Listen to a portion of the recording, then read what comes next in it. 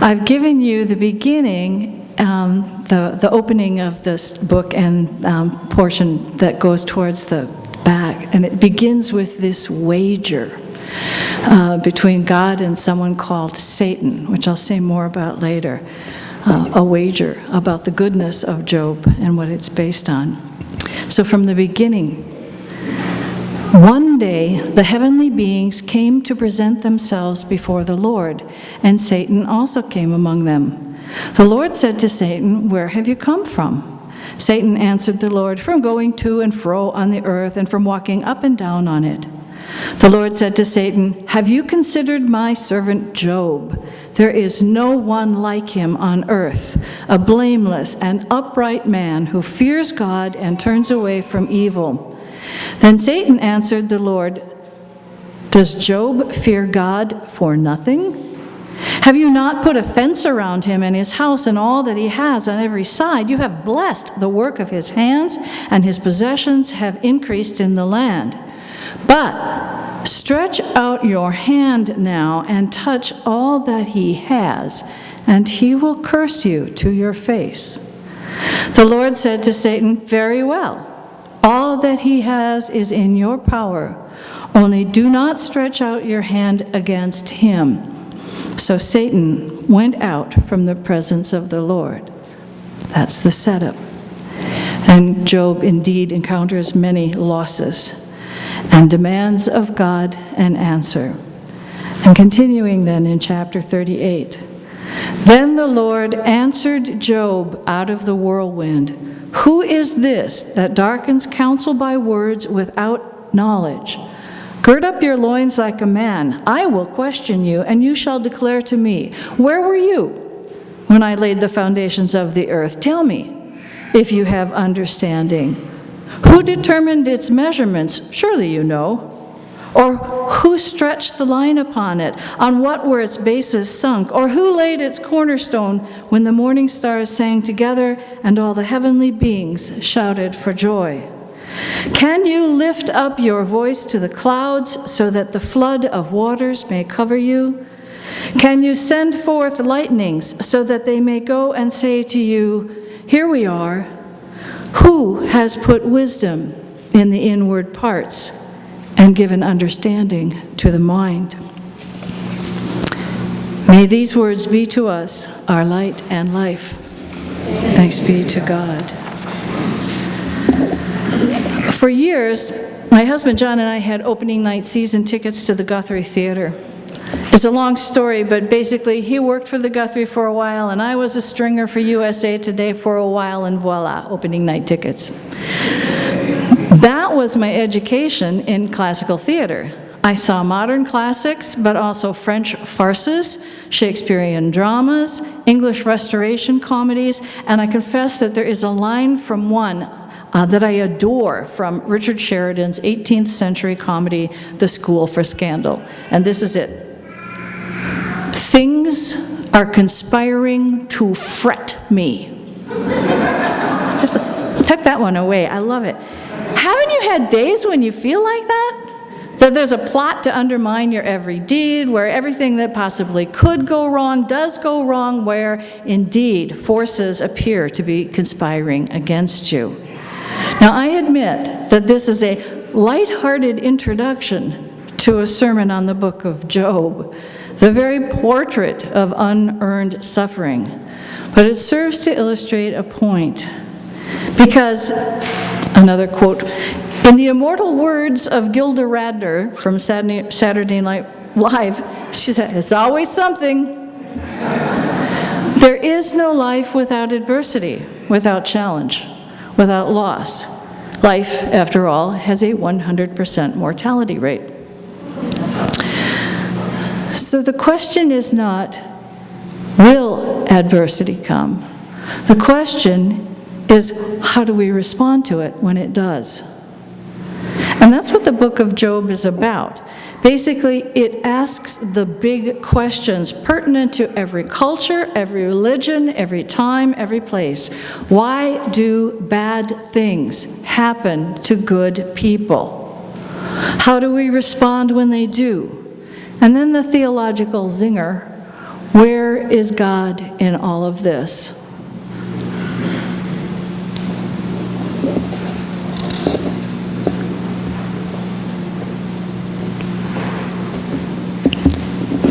The first part of today's reading is the setup.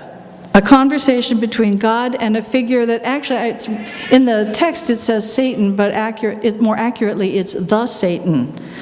The Satan declares open season on Job.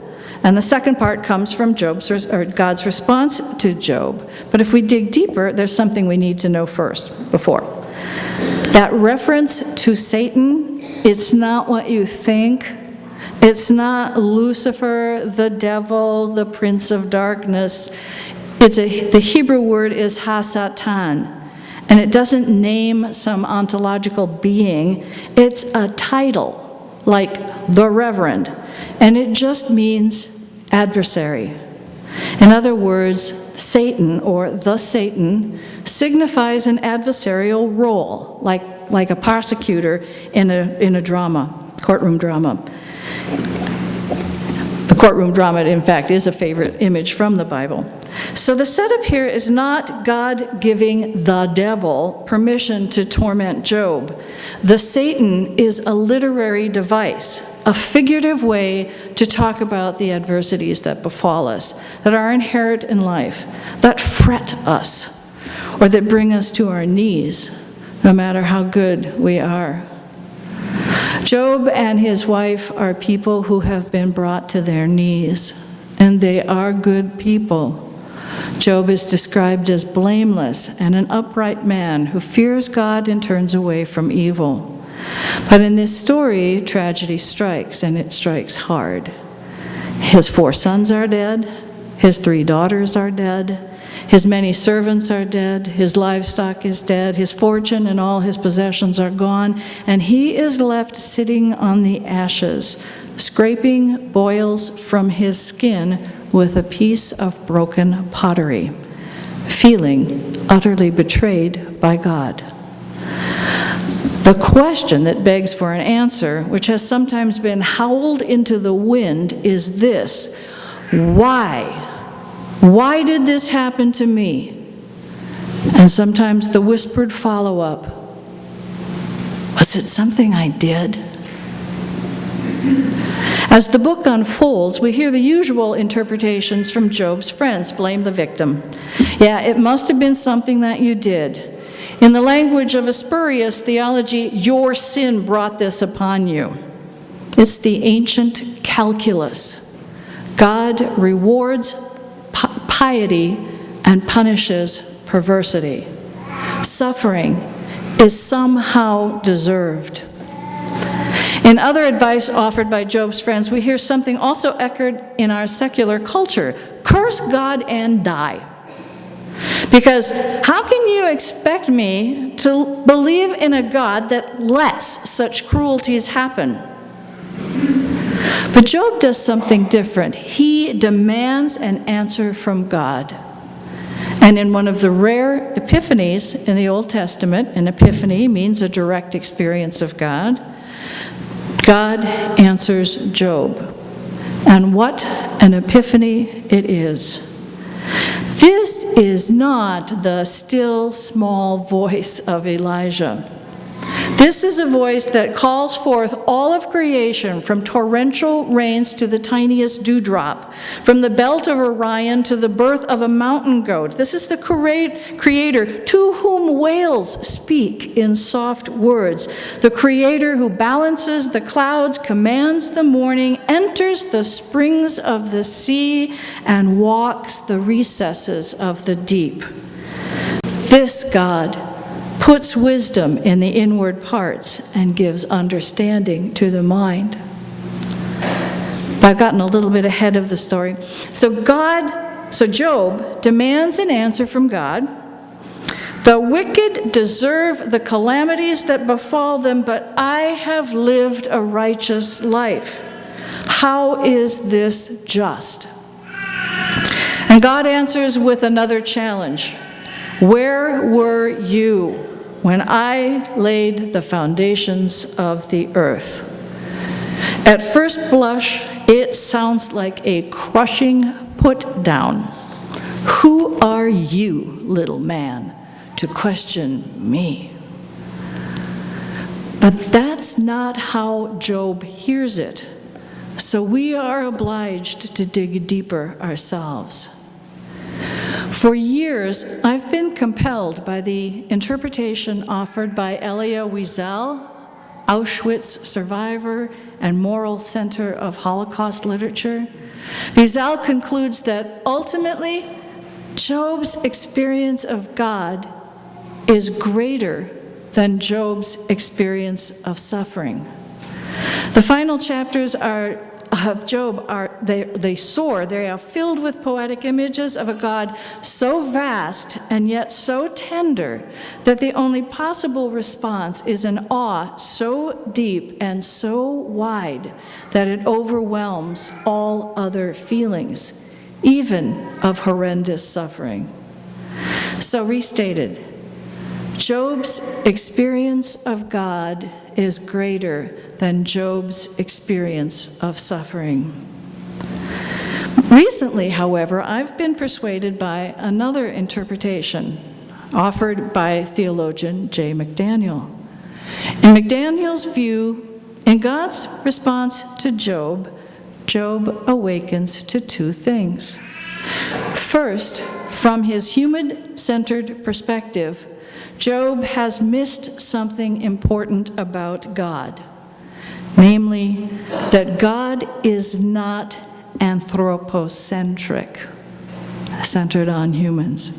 It means that God is at least as galactic and cosmological as God is personal. God's care is not focused exclusively on human beings, but on all beings. Second, Job realizes that God's responses cannot be reduced to a formula. God does not operate according to divine algorithms, a calculus that mates out rewards for good deeds and punishment for bad deeds. God's response is pervasive but also particular, and particularity implies presence, intimate presence, from knowledge of our inward parts. As we ponder these things, we may come to our own awakening that when we find ourselves in extremity and think that God has betrayed us, the reality is that we are betrayed not by God, but by our limited ideas of God. By our limited ideas of God.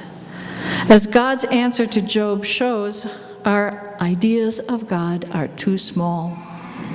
God is ever, always about love that is deeply personal, yet beyond the capacity of our minds to grasp or our hearts to encompass. The ancients saw stories like Job's as efforts to answer the basic question, or classic question, why do the righteous suffer? But we know that to live is to be wounded. So the more pertinent question is, what do we do when adversities come? How do we respond? From what well of resilience do we draw? Do we curse God and die? Do we try and figure out what we did to bring this upon ourselves? Do we try to bargain with God? Do we stop believing in God altogether? Or do we acknowledge that this is part of what it means to be alive and pray to God, help me, let me feel your presence, help me to survive, to endure, to find the strength you planted in me when I was born as your creature. In this church, we don't preach the prosperity gospel. Have faith and riches will follow. Follow Jesus, follow the rules and reap your reward. Turn your life over to Jesus and nothing bad will ever happen to you again. But if it does, then it's just God testing you. We know bad things happen in life, sometimes really awful things. They happen to very good people. And it is not God testing us. There is no divine wager, literary or otherwise, because it is never God's will that we suffer. But the story of Job still has things to teach us, beginning with the importance of opening ourselves to God. When we do, we may get more than we bargained for. We may find our present ideas of God reduced to dust.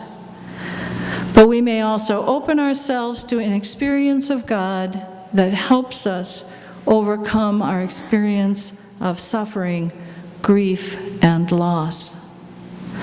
Opening ourselves to God in this way is an act of trust and an act of hope. Trust in an ever-present God and hope that there is another side to whatever we are experiencing, whether in our lives, in the lives of those we love, or in the life of the planet itself.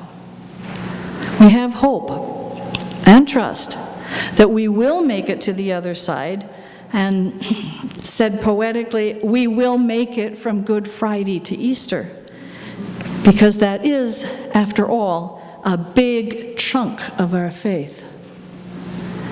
At the same time, we make a practice of resilience, storing up strength and confidence during the good times, cultivating an awareness of God's presence in our lives, and making that awareness a habit that serves us well when bad things do happen and we have to remake our world. There's another line from that same play by Sheridan, The School for Scandal, and it's this one. The web of our life is a mingled yarn, good and ill together. And that's just the way it is. Things do conspire to fret us. But the constant thread that weaves through all of these experiences, good and ill, is the transforming power and creative love of God. It's always something. And there will always be challenges. But even in the book of Job, all's well that ends well. He has more children. His land and his wealth are restored. And he lives a long life on the other end of his misfortune. The moral of this story is not that bad things happen. The moral is that it is possible to get to the other side of them. Because whatever happens over the course of our lives, the end is beauty, light, transformation, solace, rest. How do we know this? Because as Job learned, God's wisdom has been placed in the starry skies as well as our inward parts, and God's love permeates all.